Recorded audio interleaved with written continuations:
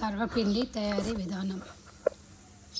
మొదలు బియ్యపిండిని తీసుకొని దాంట్లో కారం, ఉల్లిగడ్డ, అల్లం వెల్లిగడ్డ, సర్వపిండి, ధనియాల పౌడర్, కరివేపాకు వేసుకొని జీలకర్ర వేసుకొని కలుపుకోవాలి.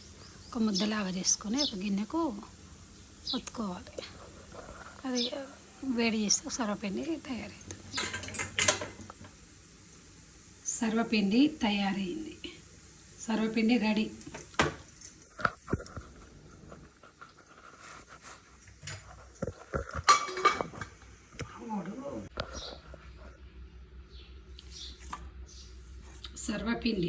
సర్వపిండికి కావలసిన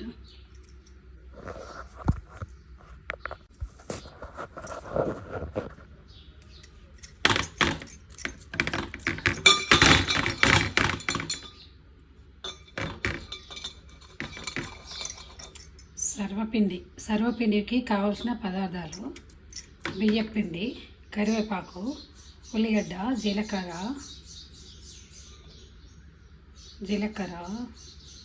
కరివేపాకు, కొత్తిమీర ఇవన్నీ వేసి పిండిని కలుపుకోవాలి.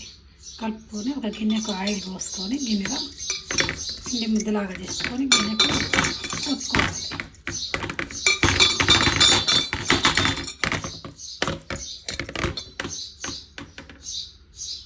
గిన్నె కొట్టుకోవాలి.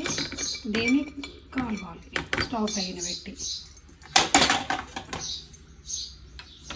స్టవ్ వెలిగించుకోవాలి. స్టవ్ పైన పెట్టుకొని కలుపుకోవాలి.